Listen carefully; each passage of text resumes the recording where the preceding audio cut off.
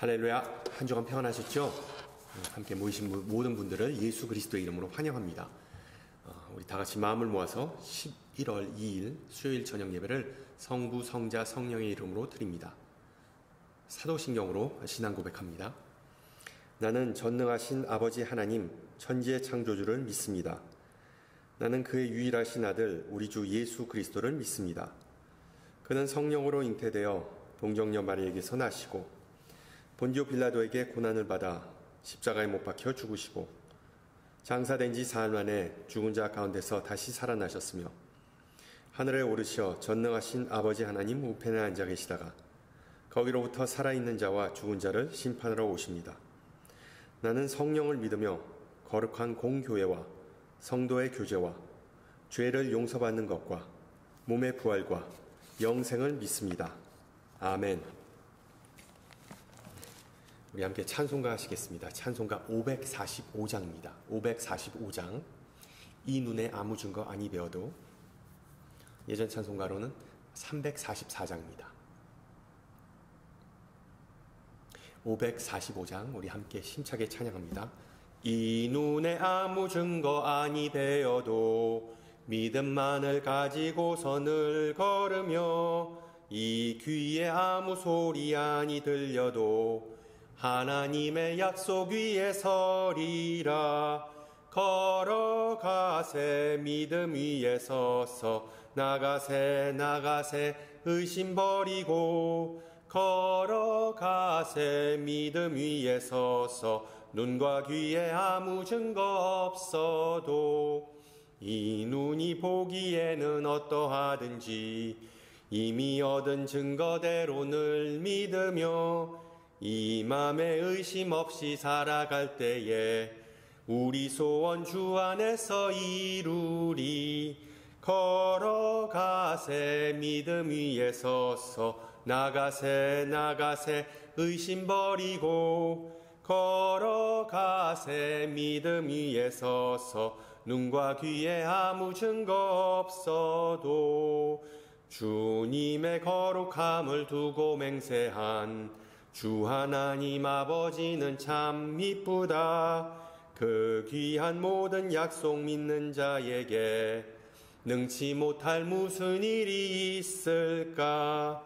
걸어가세 믿음 위에 서서 나가세 나가세 의심 버리고 걸어가세 믿음 위에 서서 눈과 귀에 아무 증거 없어도.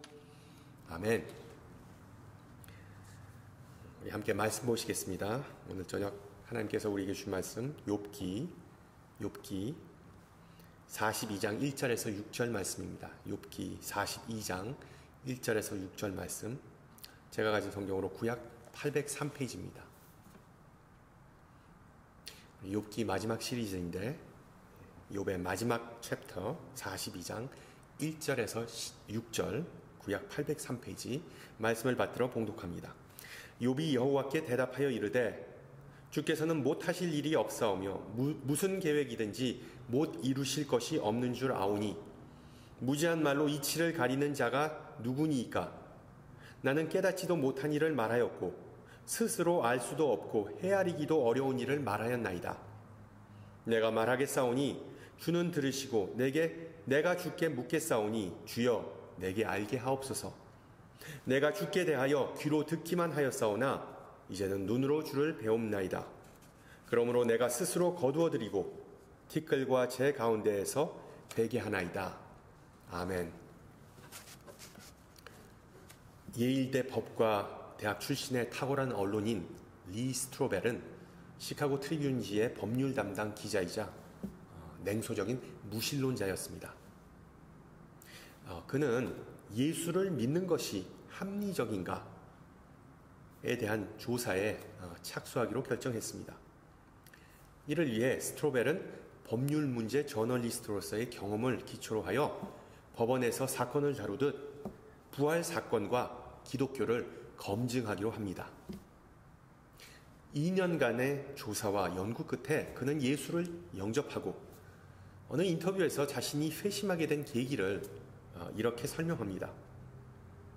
조사를 시작했을 때만 하더라도 몇 주 내로 결론에 도달할 것이라고 믿었다. 기독교의 맹점과 역사적 기록들의 한계를 파고들면 기독교는 허구에 기초한다는 결론을 쉽게 끄집어낼 수 있을 거라 생각했다. 그러나 조사가 점점 진행될수록 내 눈이 밝아지기 시작했다. 내가 보낸 그 2년이라는 기간은 가장 보람된 여정이었다. 결국 11월, 8월 1981년 수중에 있는 모든 증거물을 다시 검토하면서 역설적이지만 무신론을 고집하는 것이 그리스도인이 되는 것보다 더 많은 믿음을 요구한다는 점을 깨닫게 되었다. 가장 합리적이고 논리적인 추론은 나의 죄를 고백하고 무릎을 꿇고 예수를 나의 구세주로 영접하는 것만 남았었다. 나는 그렇게 했고 그 사건 후에 내가 걸어온 인생 여정은 믿기지 않는 은혜의 연속이었다. 라고 고백합니다. 한 개개인의 회심 사건보다 제 이목을 끈 부분은 부활은 허구이다, 부활은 역사적 허구이다 라는 점을 증명하고자 했던 이 스트로벨의 취지를 하나님께서 어떻게 좌절시키셨는가 였습니다. 즉 그리스도를 반박하고자 했던 그의 마음은 나중에 가서 그리스도를 옹호하고 변론하는 자세로 완전히 180도로 바뀌게 된 것이죠. 이같이 예상했던 결과와 정반대의 결과가 나오는 경우는 드물지는 않습니다. 특히 학문 연구에서 그렇습니다. 대학 다니면서 페이퍼 써보신 분들은 아시겠지만 글을 쓴다는 것은 정말 엄청난 노력과 시간을 요구합니다. 특히 논문을 쓰는 과정은 어마한 용기, 인내심 그리고 끈기를 수반하는 끝이 보이지 않는 고달픈 여정과 비슷합니다.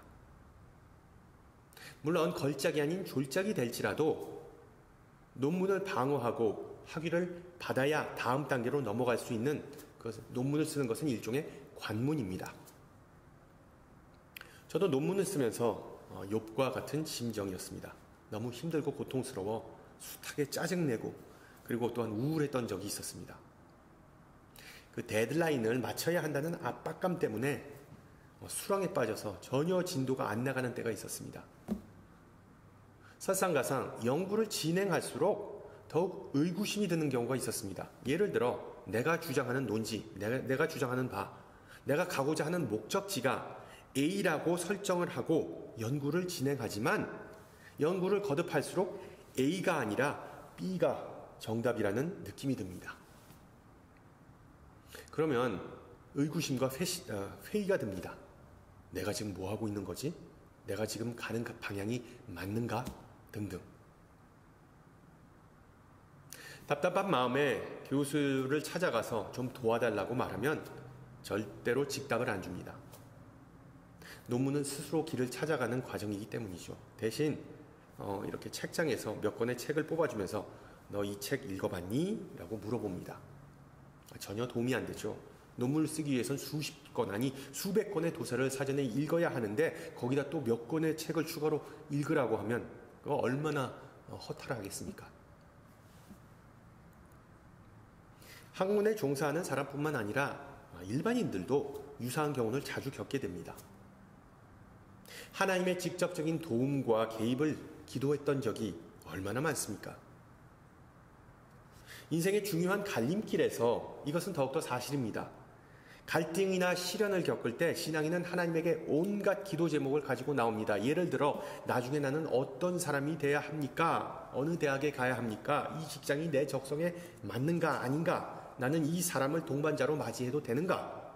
다른 곳으로 이주하거나 아니면 내가 지금 이민 가야 하는가 등등 우리뿐만 아니라 우리 자녀들이 성장하면서 갖게 되는 질문이자 고민이기도 합니다.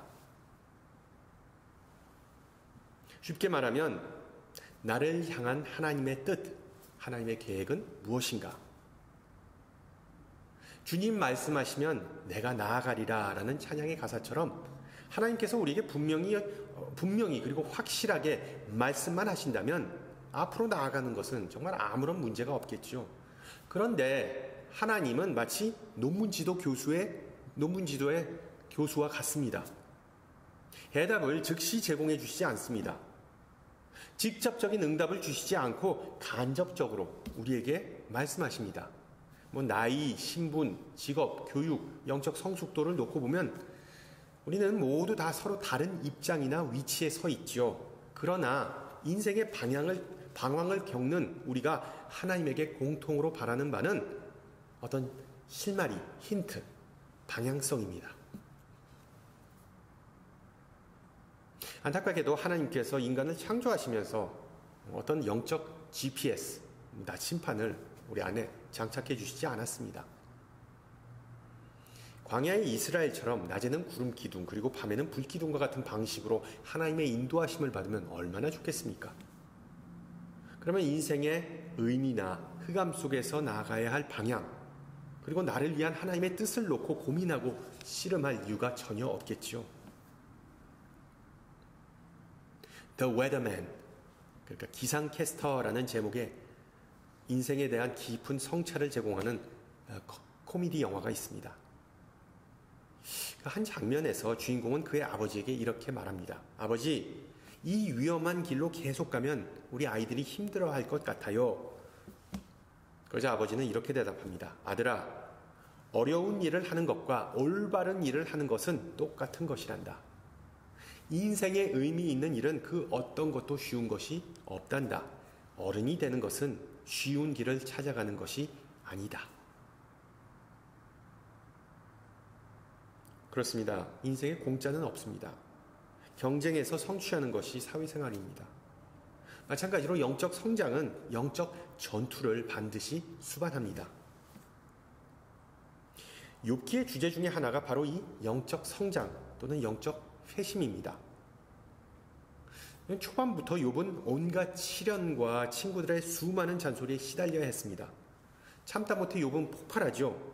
그 악순환을 좀 끊고자 하나님에게 해명을 요구합니다. 인생의 밑바닥을 경험한 욥은 자신의 인생에서의 현재의 위치와 그리고 하나님의 위치를 알려고 여러 차례 소리칩니다. 그래서 13장에서 이렇게 말하죠. 주는 나를 부르소서 내가 대답하리라. 혹 내게 말씀하게 하옵소서. 주는 내게 대답하옵소서. 23장에서 내가 어찌하면 하나님을 발견하고 그의 처소에 나아가리.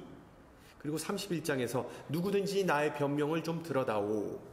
욥은 자신이 마치 허공에 떠드는 가상의 인물과 대화하는 정신병자와 같은 모습 때문에 더 고달팠던 것이죠.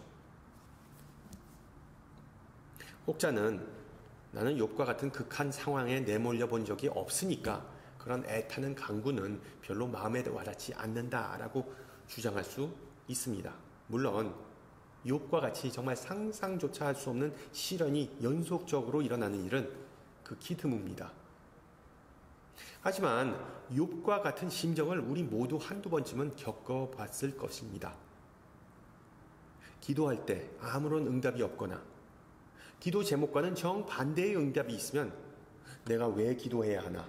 기도가 무슨 소용인가? 라는 의구심이 느낍니다. 하나님의 계획에 대한 욥의 질문과 그리고 탄원이 줄줄이 이어지지만 하나님은 끝까지 침묵을 지키지 않으십니다. 지난주에 살펴봤듯이 38장부터 그리고 41장까지 하나님은 욥에게 단순한 어떤 계시나 힌트를 뛰어넘어서 천지창조라는 큰 그림을 보여주십니다. 그와 더불어 명확하게 말씀하시죠. 나는 여기에 있고 너는 거기에 있다. 이 점에 대해 절대로 잊지 말아라. 마치 하나님은 굵고 긴 선을 매직으로 이렇게 그리면서 하나님과 인간, 거룩과 세속, 천상과 지상이라는 그런 구분을 짓습니다. 중요한 점은 그 굵은 선으로, 긴 선으로 구분된 그 양쪽은 동등하지 않다는 것입니다. 즉 하나님은 그 선을 언제든지 건널 수 있지만 인간은 그렇지 못하다는 것이죠. 그 선은 일종의 일방통행을 가리키는 표시판과 마찬가지인 셈입니다. 하나님께서 욥에게 보여주신 그 선은 창세기서에서도 언급되죠. 태초에 하나님이 천지를 창조하시니라. 땅이 혼돈하고 공허하였다. 여러분 무슨 뜻입니까? 하나님은 무에서 유를 창조하셨습니다. 하나님은 영원하신 분이시고 인간은 우주 만물과 함께 피조되었습니다. 따라서 창조주와 피조물을 구분하는 선은 태초부터 존재했던 것이죠. 그 선은 하나님과 인간은 본질적으로 다르다는 의미를 알려주고, 바로 하나님은 그 힌트를 욥뿐만 아니라 지금 우리에게도 전해주고 계신 것입니다. 그 선은 바로 하나님의 전능하심과 인간의 연약함을 상징하는 선입니다. 그 선은 하나님은 무한하시고 인간은 유한하다는 것을 드러냅니다. 그 선은 하나님의 계획은 반드시 이루어지지만 인간의 계획은 오직 하나님의 계획과 일치하는 경우에만 이루어질 수 있다는 확신이 아니라 가능성을 암시하는 선입니다. 우리가 10월 한 달 동안 욥기를 살펴보았는데 욥이 초반에 겪은 시련을 다시 상기시킬 필요가 없겠죠. 욥은 먼저 재산, 집, 자녀, 아내, 그리고 건강을 잃게 됩니다.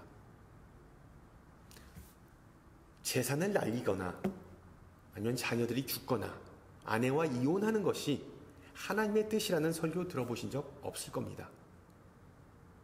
만약에 그런 설교를 하면 목사가 욕을 바가지로 먹고 즉시 쫓겨나는 것은 불보듯 뻔한 일이죠. 일반적으로 우리는 하나님께서 베푸시는 것을 받기만 하지 다시 가져가는 것을 용납하지 못합니다.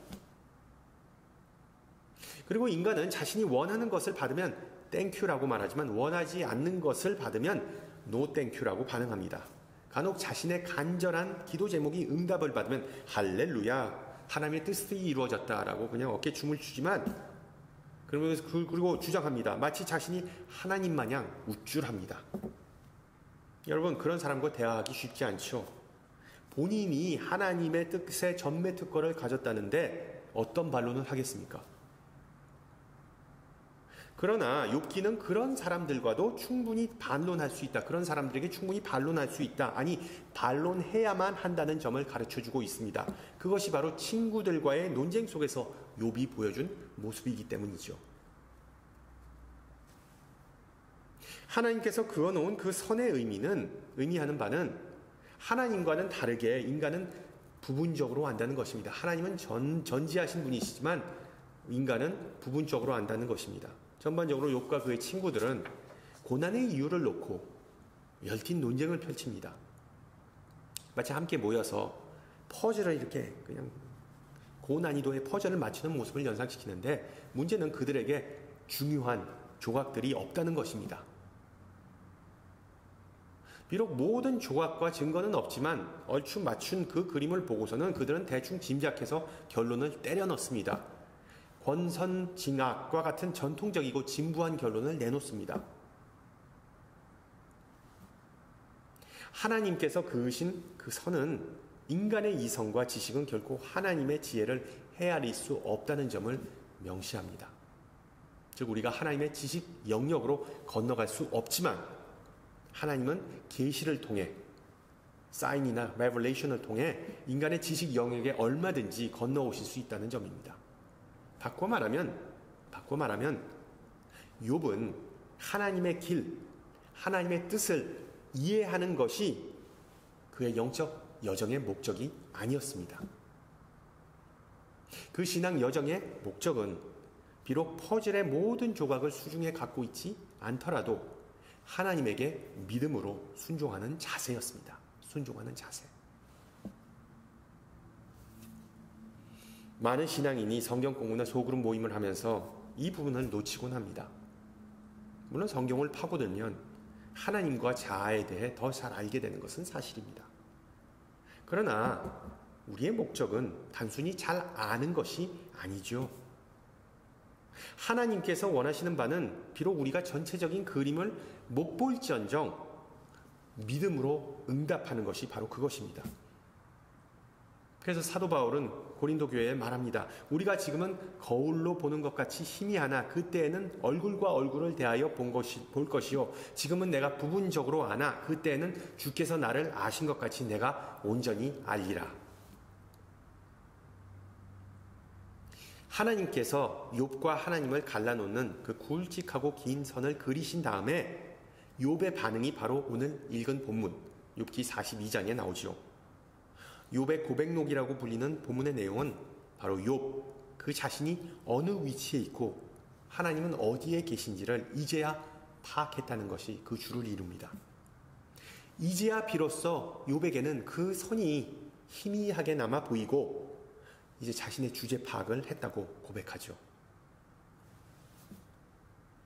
그리고 보다시피 욥은 초반에 하나님에게 대해 보였던 호전적인 태도를 완전히 버리고 백기투항합니다. 그리고 오직 말이 아니라 행동으로도 이것을 보여주죠. 42장 6절에 나온 티끌과 재 가운데서 회개하나이다 라는 그 구절은 바로 2장에서 티끌과 재를 뒤집어 쓰는 그 모습을 연상케 합니다.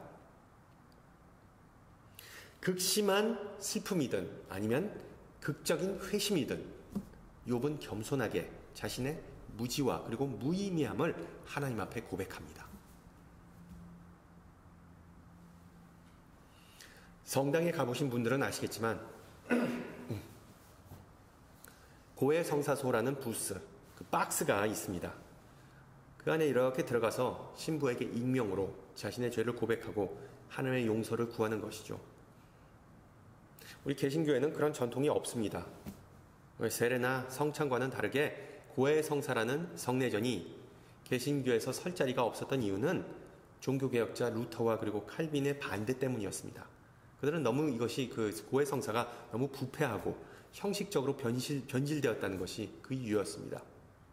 그렇지만 루터와 칼빈은 고해성사를 부활시키고자 했던 것 또한 사실입니다. 왜? 죄를 개인적이 아니라 공개적으로 고백하는 행위는 초대교회의 거룩하고 건강한 전통이었다라고 믿었기 때문이죠. 그리고 그들은 고해성사를 통해 자신에 대해 더 잘 알게 된다. 나쁜 버릇을 고칠 수 있는 용기를 북돋아준다. 그리고 그리스도의 모습과 더 닮아가고 성령의 역사에 더 순종하게 된다라는 점을 꼽았습니다.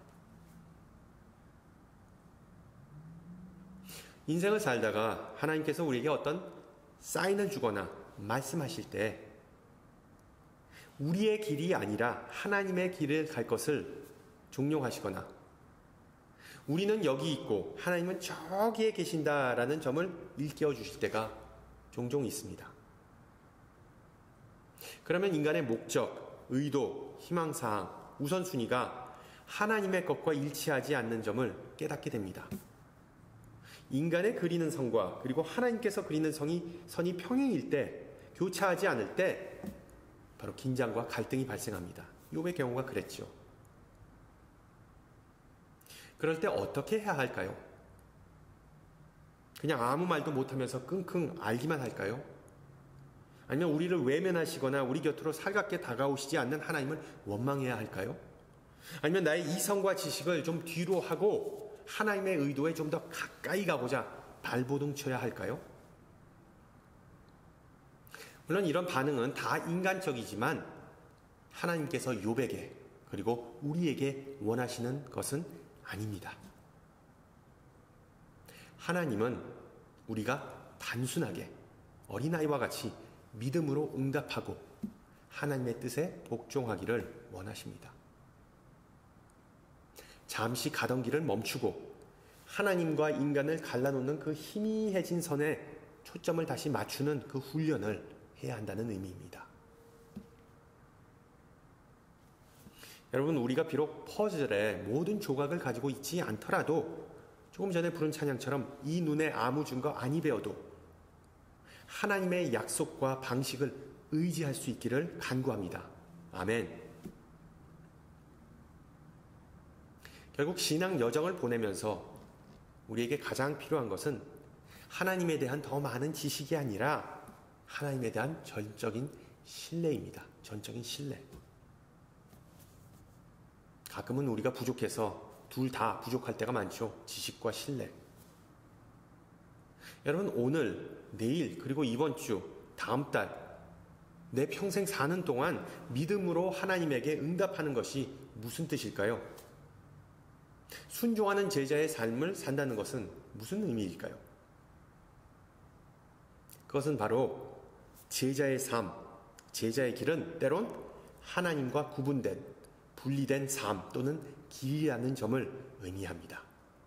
인간의 길, 제자의 길, 하나님의 길, 주님의 길. 하나님은 인간과 동등한 위치에 계신 친구와 같은 동반자가 아닙니다. 인간과 하나님 사이에 분명한 갭, 거리가 존재합니다. 그리고 그 거리를 점점 더 좁혀가는 것이 바로 신앙생활이지요. 하나님은 한 분이시요 또 하나님과 사람 사이의 중보자도 한 분이시니 곧 사람이신 그리스도 예수라고 디모데전서는 기록합니다. 유한한 인간과 무한한 하나님, 죄 많은 인간과 거룩한 하나님, 연약한 백성과 전능한 하나님 사이에 존재하는 그 틈새를 예수님께서 이어주셨다는 것이 복음 아니겠습니까? 우리 인간과는 다르게 예수님은 그 틈새를 메꿀 수 있는 분이십니다. 예수님께서 중재자 그리고 우리의 어떤 다리가 되셨다는 사실은 단지 구원에 있어서만 그런 것이 아닙니다. 우리의 일상과 믿음에 다 적용되는 내용입니다. 즉 예수님은 우리의 현 모습과 우리가 되고자 하는 모습을 연결해 주시는, 가능하게 해주시는 분입니다. 우리에게 부족한 것과 하나님께서 소유하신 것을 이어주시는 분입니다. 예수님은 우리의 모든 것을 다 하나님과 연결해 주시는 분이십니다. 할렐루야. 비록 하나님과 인간과는 거리가 존재하지만 우리의 동반자 되신 예수님이 그 사이에 계시기 때문에 우리가 할 일은 신뢰하면서 전진하는 것입니다. 하루하루 살아가는 것이죠. 주님의 은혜로.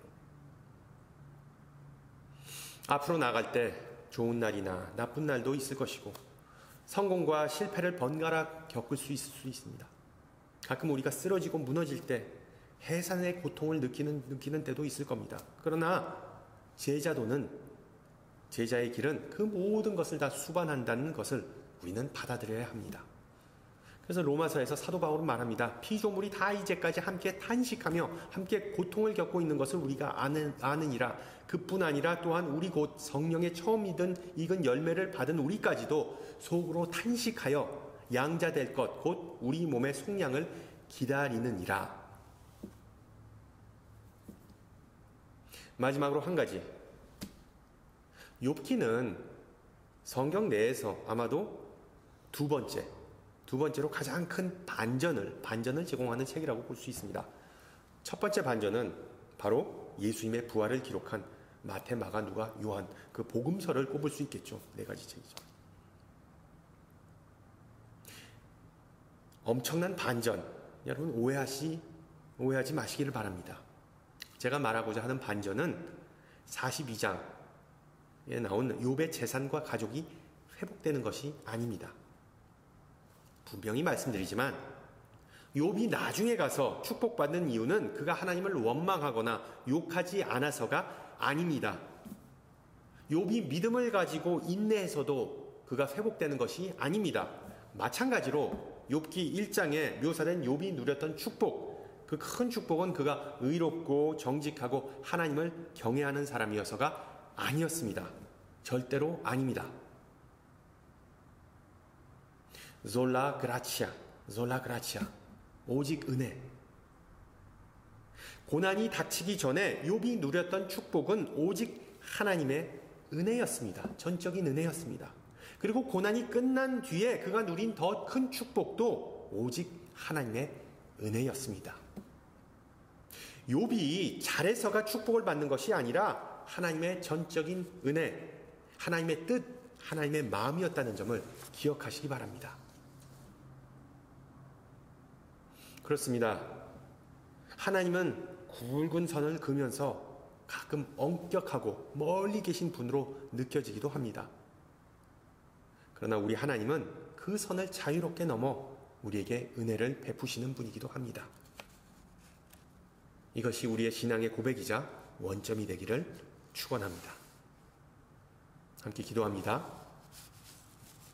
귀하신 주님, 이 시간 욥의 생애를 통하여 창조주 하나님과 피조물 인간 사이에는 넘지 말아야 할 선이 있다는 단순하지만 기본적인 신앙의 에티켓을 상기시켜 주심을 감사드립니다. 때로는 우리의 자리를 망각하고 주님에게 득죄하는 모습을 보면서 욥과 같이 참회합니다. 부디 자비와 그 은혜를 베푸사 우리를 긍휼히 여기시고 주님의 간절한 도움과 인도하심이 필요할 때 욥과 같이 무릎 꿇기를 원합니다. 주님의 위대하심을 항상 찬양하며 우리의 보잘것없음을 항상 묵상하면서 주님 앞에 모든 꿈과 소망과 기도 제목을 가지고 나오니 늘 보살펴 주시고 주님의 선하심으로 응답하여 주시옵소서. 하나님의 자녀이자 백성된 우리의 신분을 일깨워 주시는 예수 그리스도를 이 땅에 보내주심을 감사드리오며 주님의 겸손함과 온유함을 늘 본받기를 기도합니다. 은혜로우신 주님, 지금 우리의 일상이 된 혼란스러운 이 세상을 주님께서 잘 아시오니 우리 자신뿐만 아니라 온 세상 만물을 위하여 중보할 수 있는 마음과 용기를 간구합니다. 특히 인재로 인하여서 귀한 이를 잃고 슬픔에 빠진 모든 유족을 주님께서 위로하여 주셨고 또한 자연재해로 인하여 삶의 터전을 잃은 모든 이들을 불쌍히 여기시고 그들과 함께 하시기를 간구합니다. 전쟁과 폭력으로 인해 사랑하는 이를 잃거나 목숨의 위협을 받는 피해자들을 기억하시고 평안을 내려 주시옵소서. 또한 자유를 위하여 독재와 투쟁하는 모든 이들에게 용기와 힘을 주시기를 간구합니다. 그리고 심각한 경제난으로 인해 주님의 축복을 누리지 못하고 내일 일을 위해 근심 걱정하는 가정이나 지체들의 주님의 사랑과 위로와 보호하심을 아낌없이 내려주시옵소서. 함께 주님 가르쳐 주신 기도합니다. 하늘에 계신 우리 아버지의 이름을 거룩하게 하시며 아버지의 나라가 오게 하시며 아버지의 뜻이 하늘에서와 같이 땅에서도 이루어지게 하소서. 오늘 우리에게 일용할 양식을 주시고 우리가 우리에게 잘못한 사람을 용서하여 준 것 같이 우리 죄를 용서하여 주시고 우리를 시험에 빠지지 않게 하시고 악에서 구하소서. 나라와 권능과 영광이 영원히 아버지의 것입니다. 아멘. 네, 예배를 마쳤습니다. 우리 한 이틀 전에 월요일날 할렐루야 파티를 했는데요. 너무 많은 아이들이 오고 그리고 또한 부모님들도 오셔서 참 즐거운 시간, 교제의 시간을 가질 수 있어서 너무나 좋았습니다. 예, 캔디 도네이션 해주신 분들께 다시 한번 감사를 드리고요. 그리고 벌써 이제 가을이 거의 다 가는 시점이네요. 돌아오는 주일 데일라이트 세이빙 타임이 이제 끝났는데 참 좋은 소식입니다. 우리 1시간 더 푹 자고 그리고 더 상쾌한 마음으로 교회에 와서 우리 함께 예배했으면 좋겠습니다. 한 주간 평안하시고요. 다음 주 이 시간에 뵙겠습니다. 샬롬.